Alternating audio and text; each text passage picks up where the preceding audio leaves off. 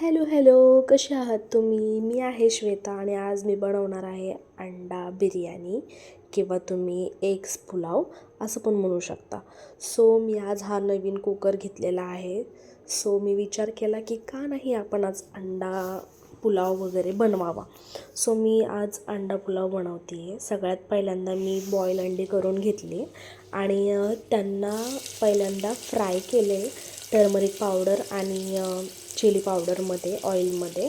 आणि त्याच्यानंतर कुकरमध्ये थोडंसं ऑइल टाकून मी ऑनियन कट केला.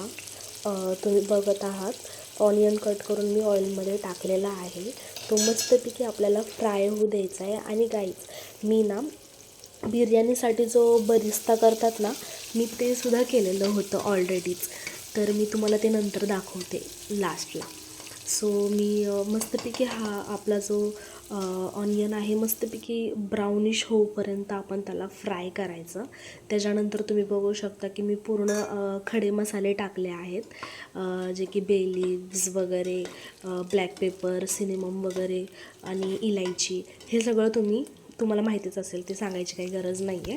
मी ते सगळे टाकलेत. आणि त्याच्यानंतर माझ्याकडे एकच मिरची कट केलेली होती, जे की राहिलेली होती. मी जे अगोदर एक मिश्रण केलं होतं मी ते सांगते. ती मिरची राहिली होती तर ती मी मिरची टाकली. आणि त्याच्यानंतर एक टोमॅटो घेतला, तो एक टोमॅटो कट करून घेतला आणि तोसुद्धा मी ऑइलमध्ये टाकला आहे. आणि ही जी ग्रीन पेस्ट बघताय ना तुम्ही, ही ग्रीन पेस्ट मी कशी बनवली आहे, 3 मिरच्या घेतलेल्या, अद्रक लसूणची पेस्ट आणि कोथिंबीर ह्यांना मस्तपैकी ग्राइंड केलं आहे.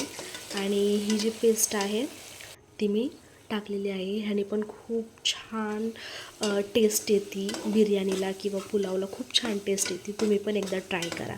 आणि आत्ता जो मी एक मसाला टाकला होता तो चिकन बिर्याणी मसाला होता. त्याची मी क्लिप घ्यायला विसरले, सॉरी. पण मी ते चिकन बिर्याणी मसाला टाकला होता आणि ते टाकून पण मस्तपैकी फ्राय केलं आहे. आणि आता हा शाही गरम मसाला हा मी थोडाफार टाकत आहे अंदाजपणे. सो तुम्ही बघू शकता किती टेम्पटिंग दिसतोय हा मसाला, खूप छान दिसतोय आणि खूप भारी सुगंध येत होता. आणि आता मी ह्या कोरिअँडर सीड्सचे जे पावडर आहे, कोरिअँडर पावडर म्हणजे धने पावडर जे असते ती मी टाकलेली आहे. आणि आता तुम्हाला थोडीशी ग्रेव्ही दिसत असेल, कारण जे आपलं मिक्सरमध्ये ती थोडीशी पेस्ट राहिलेली ग्रीन पेस्ट, त्याच्यामध्ये मी थोडंसं पाणी टाकून मिक्स करून मी ह्याच्यामध्ये टाकलं होतं, मसाल्यामध्ये टाकलं होतं. सो त्याला थोडंसं अशी ग्रेव्ही टाईप, थिक टाईप झाले होते ते. तर ते पण मस्तपैकी फ्राय केलं थोडंसं. आणि त्याच्यानंतर आपण अगोदरच स्टार्टिंगला जे फ्राय केलेले एग्ज होते, बॉईल करून झाल्यानंतर आपण त्याला ऑइलमध्ये थोडंसं शॅलो फ्राय केले, टर्मरिक पावडरमध्ये आणि चिली पावडरमध्ये. सो मी ते टाकलेले आहे. थोडा वेळ मी थांबले, मसाल्यामध्ये एग्स टाकले आणि मग त्याच्यानंतर मस्तपैकी आपले राईस जे आहेत ते मी धुवून ठेवले होते ऑलरेडी. सो मी ते कुकरमध्ये टाकले. आणि हे मला असं वाटते की 1/2 kg असेल ही बिर्याणी, म्हणजे अर्धा किलोची ते बिर्याणी असेल ही. आणि त्याच्यावरती म्हणजे मी थोडंसं एक छोटासा कप एक्स्ट्रा अजून घेतलेला, कारण बिर्याणी म्हटलं की घरामध्ये सगळे एक्स्ट्रा जेवतात आणि जे की मला खूप आवडतं. माझ्या हाताचं कुणी जास्त खाल्लेलं आणि माझी तारीफ केलेली कुणाला नाही आवडणार गाईज.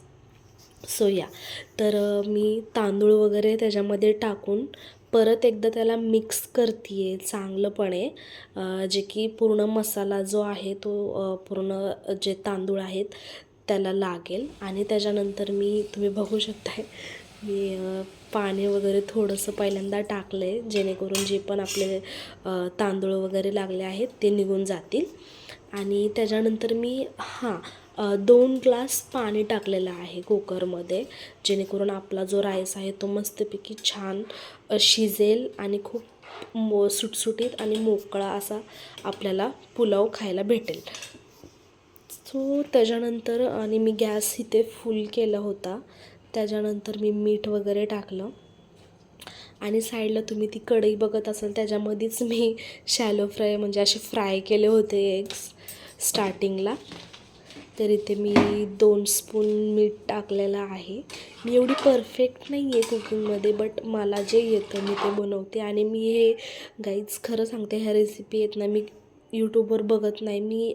मला माहिती नाही आहे माझ्यात काय, बट मी मम्मीकडं होते तेव्हा मम्मीकडून शिकले किंवा मम्मीचं बघून मी करत आलेली आहे. मी यूट्यूबला नाही बघत आहे.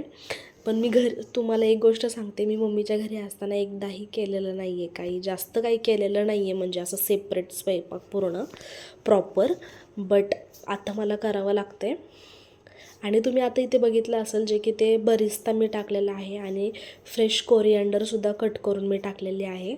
आणि गाईज हा नवीन कुकर होता, तो माझ्याकडून लागतच नव्हता, सो मी इथे थोडीशी क्लिप माझी फास्ट केलेली आहे. आणि त्यानंतर तुम्ही बघू शकता ही डायरेक्ट क्लिप केलेली आहे मी. इतका सुंदर छान बिर्याणी झाली होती.